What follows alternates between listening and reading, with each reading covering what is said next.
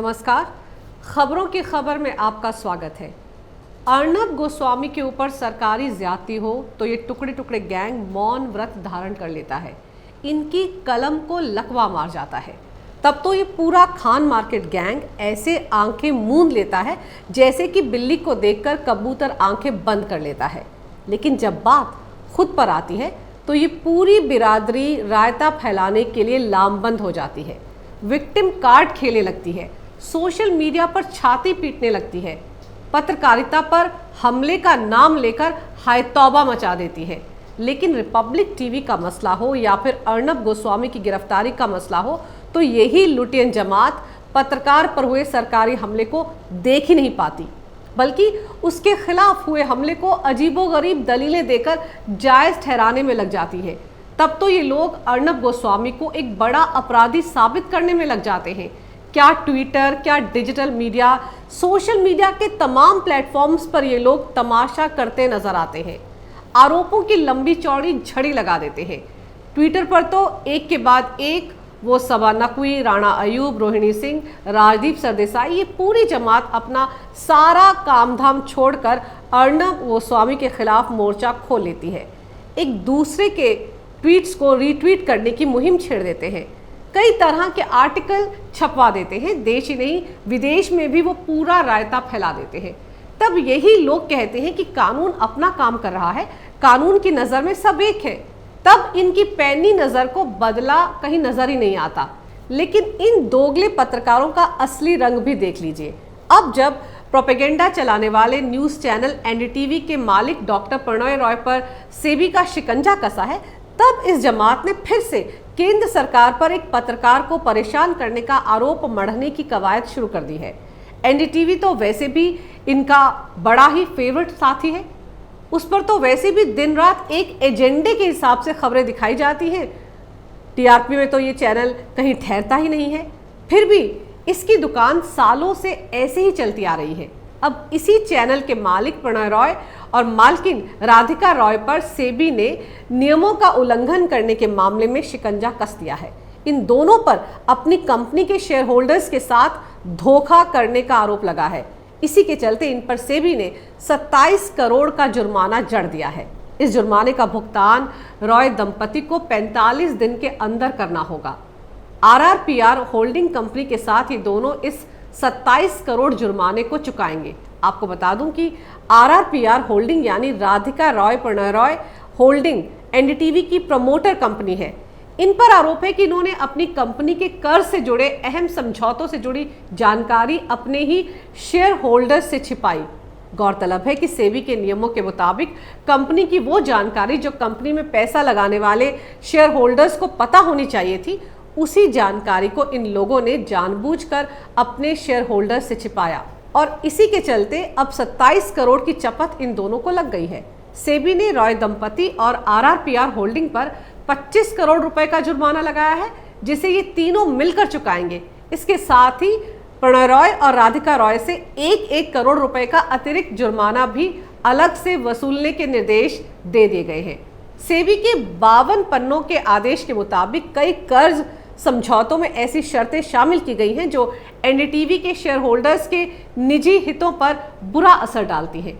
अब इतनी बड़ी खबर के सामने आने के बाद पहले तो लुटेन गैंग को सांप सूंघ गया है, एकदम से इस पूरी बिरादरी में मातम पसर गया है।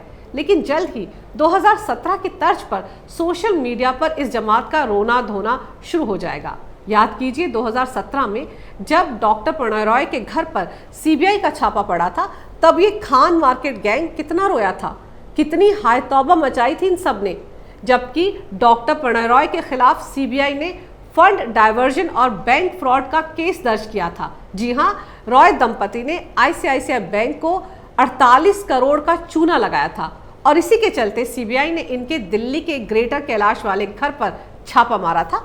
दोनों से घंटों पूछताछ की गई थी। फंड डाइवर्जन और बैंक फ्रॉड, इन दोनों मामलों का पत्रकारिता से कोई लेना देना नहीं था। लेकिन उस वक्त क्या दिल्ली के मुख्यमंत्री अरविंद केजरीवाल, क्या पश्चिम बंगाल की मुख्यमंत्री ममता बनर्जी, क्या टुकड़े टुकड़े गैंग, क्या खान मार्केट गैंग, इन सब ने एक साथ मिलकर केंद्र सरकार के खिलाफ मोर्चा खोल दिया था। इन सब ने एक सम्मानित और अच्छी छवि वाले पत्रकार को तंग करने का आरोप केंद्र सरकार पर मढ़ दिया था। केजरीवाल और ममता बनर्जी दोनों ने बाकायदा ट्वीट करके डॉक्टर प्रणय रॉय के घर पर सीबीआई छापे की आलोचना की थी। कांग्रेस को तब भ्रष्टाचार के आरोप में फंसे प्रणय रॉय के प्रति बड़ी सहानुभूति हुई थी। तब कांग्रेस के नेता ऑस्कर फर्नांडिस ने टिप्पणी की थी कि मीडिया सब देख रहा है कि देश की सरकार किस तरह से पत्रकारों के खिलाफ बदले की भावना से काम कर रही है और देश की जनता भी ये सब देख रही है। तब तो भ्रष्टाचार के आरोपों में घिरे अपने मालिक प्रणय रॉय और राधिका रॉय की इस करतूत पर एनडीटीवी ने भी पर्दा डालने की भरपूर कोशिश की थी। बाकायदा एक बयान जारी कर कहा गया था कि कुछ पुराने अंतहीन झूठे आरोपों के आधार पर एनडीटीवी और उसके प्रमोटर्स को केंद्र सरकार सीबीआई के जरिए प्रताड़ित करने में लगी हुई है। तब टुकड़े टुकड़े गैंग ने भ्रष्टाचार के आरोपों को तो सिरे से नकार दिया था, उन पर तो चर्चा ही नहीं की थी, उन आरोपों को तो देखा तक नहीं था, बल्कि भ्रष्टाचार के इन आरोपों को पत्रकारिता के साथ जोड़कर खूब तमाशा किया था। तब सोशल मीडिया पर भ्रष्टाचार के इस मामले को अभिव्यक्ति की आज़ादी के नाम पर बेचने की भी भरपूर कोशिश की गई थी। केंद्र सरकार पर एक बड़े पत्रकार का मुंह बंद करने की कोशिश करने का आरोप लगाकर खूब छाती पीटी गई थी। जबकि समझने वाली बात यह है कि डॉक्टर प्रणय रॉय एक चैनल चलाने के अलावा और धंधे भी करते हैं। ऐसे में एक कंपनी का पैसा दूसरी कंपनी में डाइवर्ट करने के आरोप उन पर लगे थे, जो कि बहुत ही संगीन आरोप है। बैंक के साथ फ्रॉड और धोखाधड़ी करने के आरोप भी लगे थे। लेकिन इस पूरी लुटियन जमात ने इस पूरे मामले को पत्रकार की अस्मिता के साथ जोड़कर इस पर सफेदी पोत दी, लोगों को गलत जानकारी देकर गुमराह किया। इस केस के लिए खुद को बड़े तुर्रम खान बताने वाले पत्रकारों ने असलियत पर पर्दा डालने का काम किया। वैसे अब भले ही 27 करोड़ का जुर्माना लगा दिया हो सेबी ने, लेकिन इस कार्रवाई से पहले भी 2G स्कैम के पैसे को चिदम्बरम के साथ मिलकर ब्लैक से व्हाइट करने के मामले में प्रणय रॉय इनकम टैक्स की जांच में भी आरोपी हैं। और तो और प्रवर्तन निदेशालय ने फेमा प्रावधानों का उल्लंघन करने को लेकर एनडीटीवी के खिलाफ 2030 करोड़ का नोटिस भी जारी किया था। यही नहीं, पिछले साल भी आयकर विभाग ने एनडीटीवी के मालिक प्रणय रॉय के आवास पर मनी लॉन्ड्रिंग के आरोपों के सिलसिले में छापा मारा था। कुछ ही दिन पहले ही आयकर विभाग ने आय से जुड़ी जानकारी छिपाने के आरोप में एनडीटीवी पर करीब 636 करोड़ रुपए का जुर्माना लगाया था। एनडीटीवी ने शेयर बाजार को इसके बारे में खुद ही जानकारी दी थी। हालांकि इस पर एनडीटीवी ने यह भी कहा था कि वो इस नोटिस के खिलाफ कानूनी विकल्पों पर विचार कर रहा है और तभी जवाब देगा। गौरतलब है कि इससे पहले आयकर ट्राइब्यूनल ने अपने एक फैसले में कहा था कि एनडीटीवी ग्रुप ने शेल कंपनियों के जरिए करीब 643 करोड़ रुपयों की हेराफेरी की है।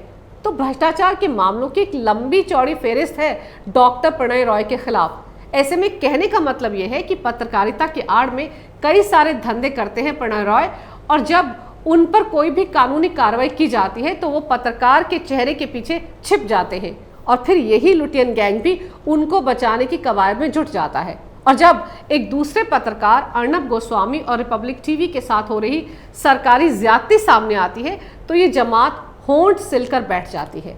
तब एक पत्रकार की अस्मिता पर हो रहा हमला इन्हें दिखता ही नहीं। अब जब महाराष्ट्र की 3 टांग वाली सरकार अर्नब गोस्वामी को पिछले करीब 8 महीने से लगातार परेशान कर रही है, तब क्या इन्हें उसकी पत्रकारिता नजर नहीं आती? क्या वो पत्रकार नहीं है? उस पर तो भ्रष्टाचार के आरोप भी नहीं है। उस पर तो सारे के सारे मामले पालघर में हुई 2 साधुओं की लिंचिंग के बाद ही तैयार किए गए हैं। उस पर फेक टीआरपी स्कैम का मामला हो, 2.5 साल पुराना अन्वय नाइक आत्महत्या मामला हो, ये सारे बदले की भावना से तैयार किए गए मामले हैं। लेकिन यहाँ पर एक 3 टांग वाली सरकार जिसमें कांग्रेस भी शामिल है, उस सरकार की बदले की भावना इस लुटियन बिरादरी को नजर नहीं आती। 2017 में प्रणय रॉय के घर सुबह 8 बजे सीबीआई की टीम का छापा तो कांग्रेस समेत सारी टुकड़े टुकड़े जमात को बहुत चुभा था, बहुत अखरा था। लेकिन अर्नब गोस्वामी के घर सुबह 6 बजे मुंबई पुलिस के 40 अधिकारियों का पहुंचना इनमें से किसी को नजर नहीं आता। अर्नब को घसीट घसीट कर जिस तरह से गिरफ्तार किया गया था, उस पर भी किसी ने कोई ट्वीट नहीं किया। 8 दिन तक अर्नब गोस्वामी को तिलोजा जेल में बंद रखा गया। तब किसी भी लुटियन पत्रकार ने चूं तक नहीं की।